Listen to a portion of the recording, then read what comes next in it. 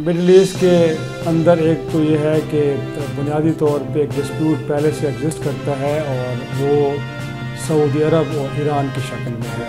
मशरक़ वस्ता के इन ममालिक को ज़्यादा ख़दशा है कि शायद वहाँ पे ईरान अपना असर व रसूख बढ़ा रहा है। इराक़ के अंदर भी लगता ये है कि काफ़ी हद तक ईरानी असर व रसूख बढ़ चुका है। कतर जैसा मुल्क भी कहीं हमें लगता है कि वो भी ईरान के कैंप में खड़ा है। और यकीनी तौर पे जब आप ईरान के साथ दोस्ती नहीं कर सकते, उस कैंप को ज्वाइन नहीं कर सकते, तो आपको किसी मुखालिफ कैंप में खड़ा होना पड़ेगा। मुत्तहिदा अरब इमारात की बिलखसूस जो मईशत है वो ज़्यादातर टूरिज़म और फॉरेन इन्वेस्टमेंट पे डिपेंड करती है। उनके पास ऑयल के रिजर्व नहीं है, वो तेल की दौलत से मालामाल मुल्क अब नहीं रहा।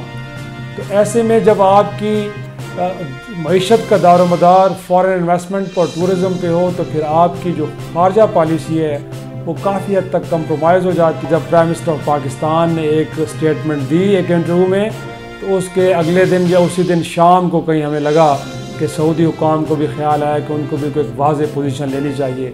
लेकिन वो पोजीशन भी बड़ी माइल्ड है मेरे हिसाब से।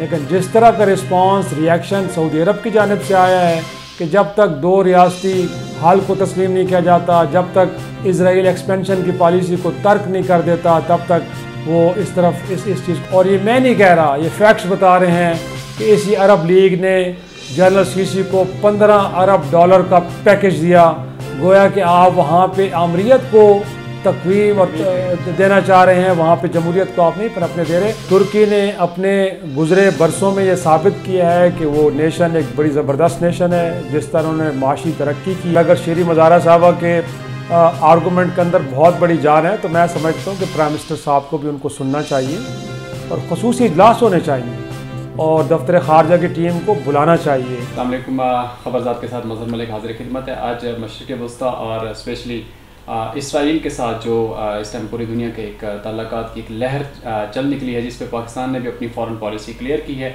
उस सिलसिले में हम बात करेंगे। और इसके साथ साथ जो तुर्की का एक राइज सामने आ रहा है पूरी दुनिया के अंदर, एक जिसको कहा जा रहा है कि 2023 में इनका जो मुआहदा है वो ख़त्म हो रहा है और तुर्की अपनी दुनिया के अंदर दोबारा इस्लामी मालिक में एक जो है अपनी पोजीशन दोबारा से बना रहा है। इसके साथ साथ ओवरऑल जो अभी इस टाइम सीनियरिटी है, उस पर हम बात करेंगे। हमारे साथ मौजूद है सीनियर तजियाकार और एंकर पर्सन प्रकाश शाजी साहब हमारे साथ मौजूद है। सर अस्सलाम वालेकुम। वालेकुम अस्सलाम। सबसे पहले सर आपसे ये पूछते हैं कि यूएई की जो इसराइल को तस्लीम करने या उसके साथ जो खारजा ताल्लुकात बनाने की वजूहात हैं, वो आपके नज़दीक क्या हैं?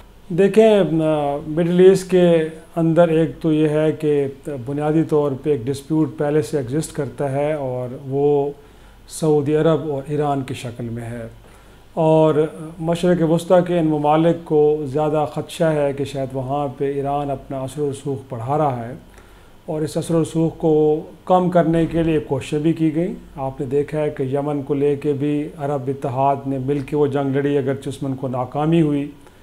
इसके साथ देखा जाए तो सीरिया के अंदर भी जो माहौल बना वहाँ पे एक ऐसी हुकूमत को जिसको ईरान नवाज समझा जाता है या इसराइल मुखालिफ समझा जाता है, बशार अल असद को डिसमेंटल करने की कोशिश की गई। वहाँ पे भी आके बुनियादी तौर में ईरान ने उसको अपने इत्तेहादियों के साथ रेस्क्यू किया और बड़ा सक्सेसफुली किया। रह गया मामला इराक़ का। इराक़ के अंदर भी लगता ये है कि काफ़ी हद तक ईरानी असर व रसूख बढ़ चुका है। तो ये सारी चीज़ें ऐसी हैं कि जो इन अरब ममालिक के लिए परेशान कुन हैं। तो ज़ाहिर सी बात है कि ऐसे माहौल में क्या ऑप्शन बाकी रह जाती है। ईरान के साथ दोस्ती की ताल्लुकात को नॉर्मलाइज़ करने की सूरत हाल तो नहीं बनती। और बिल्कुल मैं भूल गया कि कतर जैसा मुल्क भी कहीं हमें लगता है कि वो भी ईरान के कैंप में खड़ा है। तो ऐसे में एक अदम तहफ़्फ़ुज़ या अपने ख़ित्ते में किसी दूसरे मुल्क की बालादस्ती का जो खौफ है वो आपको इस तरह के फ़ैसले करने पर मजबूर करता है। तो ये एक उनसर है जिसकी बुनियाद पे मुत्तहिदा अरब इमारात ने यह समझा कि उनको भी कोई एक पोजीशन लेनी चाहिए। और यकीनी तौर पे जब आप ईरान के साथ दोस्ती नहीं कर सकते, उस कैंप को ज्वाइन नहीं कर सकते, तो आपको किसी मुखालिफ कैंप में खड़ा होना पड़ेगा और वो फिर इसराइल, अमेरिका और उसके यूरोपीय इत्तेहादी बनते हैं। तो एक वजह तो ये है। और दूसरा ये है कि मैं समझता हूँ कि मुत्तहिदा अरब इमारात की बिलखसूस जो मईशत है वो ज़्यादातर टूरिज़म और फॉरेन इन्वेस्टमेंट पे डिपेंड करती है। उनके पास ऑयल के रिजर्व नहीं है, वो तेल की दौलत से मालामाल मुल्क अब नहीं रहा। तो ऐसे में जब आपकी मईशत का दारोमदार फॉरेन इन्वेस्टमेंट और टूरिज़म पे हो, तो फिर आपकी जो खारजा पॉलिसी है वो काफ़ी हद तक कंप्रोमाइज़ हो जाती है। फिर आपको इस तरह के फ़ैसले लेने पड़ते हैं और यकीनी तौर पे कहीं ना कहीं से एक दबाव होगा। जिस तरह ट्रंप साहब इक़्तिदार में आए हैं अमेरिका में और उसके बाद उन्होंने मकबूजा बैतुल मुक़द्दस को उनका दारुल हुकूमत माना है इसराइल का, वहाँ पे अपना सफारतखाना मुंतकिल किया है और काफ़ी हद तक इसराइल प्रो लग रहे हैं वो, और वो चाहते हैं कि इस इशू को अपने तय वो रिज़ॉल्व करें अपनी मंशा और इसराइल की मंशा के मुताबिक। तो यकीनी तौर पे इस हवाले से सऊदी अरब पे भी दबाव होगा, UAE पे भी दबाव होगा और इस तरह के जो दीगर ममालिक हैं अरब उनके ऊपर भी दबाव होगा। हर तरफ सोशल मीडिया पे ये बातें आ रही थी कि हो सकता है सऊदी अरेबिया जो है उसका झुकाव भी देखा जा सकता है, क्योंकि अमेरिका का असर और रसूख वहाँ पे बहुत ज़्यादा है। लेकिन आपने देखा कि उन्होंने एक क्लियर स्टेटमेंट दी कि जब इसराइल अगर अमन मुआहदा नहीं करता, क्या इसकी वजह क्या तुर्की का दोबारा से उनको जो खौफ है, तुर्की का जो राइज है उसका खौफ है या ईरान की वजूहात शामिल हैं? इसको आप कहाँ देखते हैं? नहीं देखें, मेरे ख़्याल में जो रिएक्शन सऊदी अरब का भी है, एक तो काफ़ी देर बाद आया, ऐसे वक्त में आया कि जब पाकिस्तान के वज़ीर आज़म ने बड़े वाज़े तौर पर, अगर उससे पहले दफ्तर ख़ारजा का बड़ा मुबहम बयान था हमारे एंड पे भी, लेकिन बड़ी वजाहत के साथ जब प्राइम मिनिस्टर ऑफ पाकिस्तान ने एक स्टेटमेंट दी एक इंटरव्यू में, तो उसके अगले दिन या उसी दिन शाम को कहीं हमें लगा कि सऊदी हुकाम को भी ख्याल आया कि उनको भी कोई एक वाज़े पोजीशन लेनी चाहिए। लेकिन वो पोजीशन भी बड़ी माइल्ड है मेरे हिसाब से।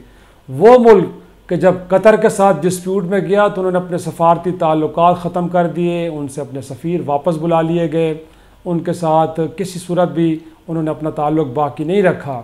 वो इससे छोटा डिस्प्यूट था और ये एक बड़ा मुस्लिम उम्मा का, गोया के 57 इस्लामी मुल्कों का एक प्रिंसिपल स्टैंड है।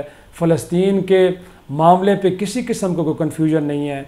लेकिन जिस तरह का रिस्पांस रिएक्शन सऊदी अरब की जानिब से आया है कि जब तक 2 रियासती हाल को तस्लीम नहीं किया जाता, जब तक इजराइल एक्सपेंशन की पॉलिसी को तर्क नहीं कर देता, तब तक वो इस तरफ इस चीज़ को नहीं मानेंगे। तो मैं समझता हूँ कि ये कोई इतना हार्श किस्म का कोई रिएक्शन नहीं है।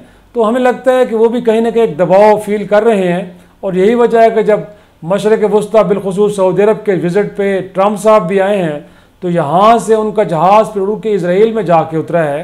तो ये भी बड़ा सिंबॉलिक है कि अगर आप एक ऐसे मुल्क में की तरफ किसी को सफ़र करने की इजाज़त देते हैं जिसके साथ आपके सफारती ताल्लुकात भी नहीं हैं, या जिस मुल्क को आपके वजूद को आप इनिशियली तस्लीम भी नहीं करते, तो इसका मतलब है कि आप कहीं ना कहीं माइंड मेकअप कर चुके हैं कि आपका अगला स्टेप अप क्या हो सकता है। सर, जो UAE के पिछले दिनों जो ईरान के साथ कॉन्फ्लिक्ट चल रहा है, 2 बंदे मार देना और उसके बाद ईरान का उनका एक जहाज़ को कब्ज़े में ले लेना, क्या ये डायरेक्ट इन्फ्लुएंस नहीं नज़र आ रहा आपको मशरिक़ वस्ता के अंदर ईरान की जो खारजा पॉलिसी है वो किस तरफ लेके जा रही है? देखें, ज़ाहिर सी बात है ईरान ने इस खित्ते के अंदर उन ममालिक को मदद फराहम की है उनके हिसाब से कि जो एक मुश्किल सूरत हाल का शिकार थे। यमन के अंदर एक पॉपुलर जो वॉइस थी उसको दबाया गया और वहाँ पे एक रजीम को मुसल्लत किया गया। लोगों ने अगर वहाँ पे उस रजीम के ख़िलाफ़ एक मुसल्लह जद्दोजहद की तो मेरा ख़्याल में उसको सपोर्ट करना सऊदी अरब और दीगर अरब ममालिक के हिसाब से गलत हो सकता है। बट अगर वहाँ के मकामी अफराद ये नहीं चाहते थे तो किस सूरत भी कोई दूसरा मुल्क आके वहाँ पे उनको तो मदद फराहम कर सकता है और ना ही उनकी कोई जंग लड़ सकता है। सीरिया के अंदर भी आपने देखा कि एक ऐसे एक्सट्रीमिस्ट रजीम को मुसल्लत करने की कोशिश की गई जिसको बहरहाल वहाँ के मकामी आबादी तस्लीम करने के लिए तैयार नहीं थी। वहाँ की हुकूमत ने उस जंग को लीड किया और आम लोगों ने लड़ा और उसमें भी आके ईरान ने अपनी मदद फराहम की और लोगों ने उसको अप्रिशिएट किया। इसी तरह सूरत हाल हमने इराक़ में भी देखी है। तो मैं समझता हूँ कि अरब ममालिक, सऊदी अरब और दीगर इत्तेहादियों को ये समझना चाहिए कि एक तो ये कि ख़ित्ते के इन ममालिक के अंदर जो मसाइल हैं उनको हल करने की कोशिश की जाए और उनकी अवाम की मर्ज़ी और मंशा के मुताबिक हल करने की कोशिश की जाए। रादर ये है कि आप अपनी मर्ज़ी उन पर इम्पोज़ करें, ये नहीं होना चाहिए। मिस्र की सूरत हाल आपके सामने है, वहाँ पे इख्वानुल मुस्लिमीन की शक्ल में एक पॉपुलर सपोर्ट के ज़रिए एक शख्स इक़्तिदार में आया, लेकिन उसके बाद हमने क्या देखा, दोबारा वहाँ पे फ़ौज को मुसल्लत किया गया। और ये मैं नहीं कह रहा, ये फैक्ट्स बता रहे हैं कि इसी अरब लीग ने जनरल सीसी को $15 अरब का पैकेज दिया। गोया कि आप वहाँ पे आमरीत को तकवीम और देना चाह रहे हैं, वहाँ पे जमहूरियत को आप नहीं पर अपने दे रहे। सर, ये जो अरब ममालिक के बगैर एक आवाज़ उठ रही है कि इस्लामी इत्तेहाद बनने जा रहा है जिसमें तुर्की, पाकिस्तान, इंडोनेशिया, मलेशिया, ये कंट्रीज़ जो शामिल हो रहे हैं, दशमूल ईरान के, तो ये क्या आपको लगता है कि अरब ममालिक के बगैर, क्योंकि मईशत में अरब कंट्रीज़ का एक बहुत बड़ी कंट्रीब्यूशन है, उसके बगैर क्या ये वाकई में इस्लामिक ब्लॉक बनना जा रहा है? इस्लामिक ब्लॉक तो इसको मेरे ख़्याल में हम नाम ना ही दें तो बेहतर होगा, क्योंकि बुनियादी तौर पे ये जो ममालिक जिनका इनिशिएटिव था, वो पाकिस्तान हो, वो तुर्की हो या मलेशिया हो, या फिर उसके साथ ईरान भी शामिल हुआ, बुनियादी तौर पे इस वक्त जो लीडरशिप है उससे मायूस नज़र आ रहे हैं। जो मुस्लिम उम्मा को लीड करने वाली लीडरशिप है, शायद उससे मायूसी थी। और फिर जिस तरह इस्लाम को और मुस्लिम ममालिक को एक्सट्रीमिज़म और फंडामेंटलिज़म को लेकर बदनाम किया गया, उस सारे नैरेटिव को डिसमेंटल करने के लिए जो एफ़र्ट होनी चाहिए थी वो OIC के फ़ोरम से होती, वो अरब लीग के फ़ोरम से होती, या किसी और इस्लामी जो एक फ़ोरम है वहाँ से होनी चाहिए, तो वो नहीं हुई। तो मैं समझता हूँ कि इन ममालिक ने ये समझा कि कुछ ऐसी एफ़र्ट की जानी चाहिए कि जिसके नतीजे में जो एक बयानिया बन चुका है इस्लाम मुखालिफ, मुसलमान मुखालिफ, उसको ख़त्म किया जाए। दूसरा, जो इस्लामी दुनिया के दरमियान एक माशी ताउन होना चाहिए वो नज़र नहीं आ रहा। तो मेरा ख़्याल में जो बुनियादी मॉडल है वो यही है। एक तो ये है कि मईशत माशी ताल्लुकात को फ़रोग़ दिया जाए ताकि हम प्रॉस्पेरिटी की तरफ जाएँ, और दूसरा ये है कि जो मुस्लिम और इस्लाम मुखालिफ बयानिया है उसका मुकाबला किया जाए। तो हम इसको कह सकते हैं कि कहीं ना कहीं ये माशी इत्तेहाद तो ज़रूर है, बट इसको हम इस्लामी ब्लॉक नहीं कह सकते। तुर्की के बारे में आप क्या कहते हैं? जैसे तुर्की ने आया सोफिया को तब्दील किया, उसके स्टेटस को चेंज किया, उसको मस्जिद में पूरी दुनिया मुखालिफ थी, इवन यूरोपियन कंट्रीज़ ने बड़ी मुखालफत की उस पर। अभी एक दो और चर्चेज़ को भी उसका स्टेटस भी तब्दील करने जा रहे हैं, जो कि जिनके ताल्लुक जो है, जो आपने ड्रामा भी अब देखा होगा पूरी दुनिया में फैलाया जा रहा है। अर्तुगरुल गाजी 86 मुल्कों में इस टाइम चल रहा है, यानी वो अपनी तहजीब, तमद्दन, ज़ुबान दोबारा से पूरी दुनिया के अंदर फैलाना चाह रहे हैं। इसकी क्या वजूहत है? तुर्की को आप कहाँ देख रहे हैं फ्यूचर में? देखें, खिलाफत मूवमेंट आपको, ज़ाहिर सी बात है ना, अब आपको याद है ना, मुझे याद है, हम शायद उस वक्त यकीनी तौर पे पैदा भी नहीं हुए थे। मैं 1918 की बात कर रहा हूँ।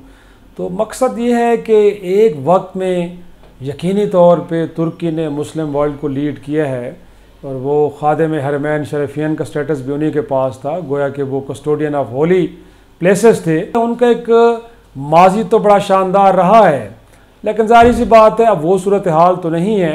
लेकिन फिर भी तुर्की ने अपने गुज़रे बरसों में ये साबित किया है कि वो नेशन एक बड़ी ज़बरदस्त नेशन है। जिस तरह उन्होंने माशी तरक्की की है और जिस तरह का विज़न उन्होंने दिखाया है, तो मैं समझता हूँ कि मुस्लिम दुनिया के अंदर वो एक बड़ी तवाना आवाज़ है।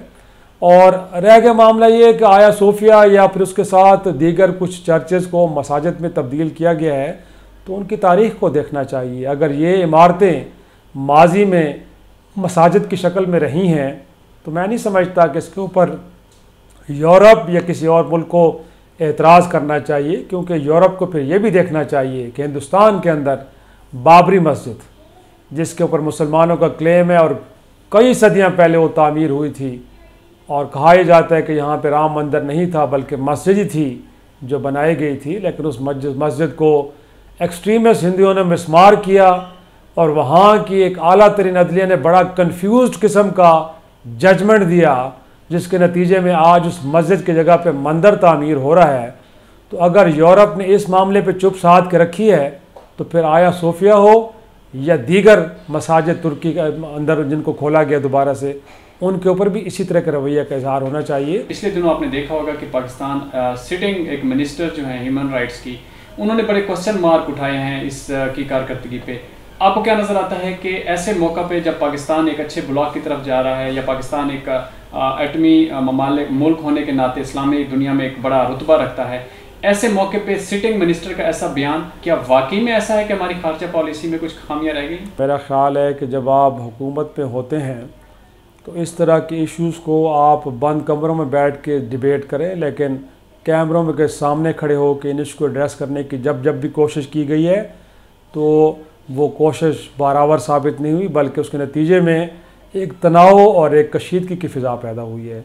वो बाज़ वक़्त सिविल और मिलिट्री रिलेशंस के अंदर तनाव का बायस बनती है, या ख़ुद हुक्मरान जमात के अंदर एक तनाव का बायस बनती है। तो शेरी मज़ारी साहबा की नीयत पे हमें शक नहीं है, उनकी सिंसेरिटी के ऊपर हमें शक नहीं है। वो यकीनी तौर पे चाह रही होंगी कि इस मुल्क के प्राइम मिनिस्टर ने जब UN में खड़े होकर बड़ी एक ज़बरदस्त तकरीर की थी और कश्मीर का मुकदमा बड़े खूबसूरत अंदाज में लड़ा है, तो फ़ॉरेन ऑफिस को या दफ्तर ख़ारजा या वजारत ख़ारजा को भी उसके अंदर अपना बेस्ट इनपुट देना चाहिए। लेकिन उसके लिए मेरा ख़्याल में सबसे बेहतरीन फोरम जो है वो काबीना है।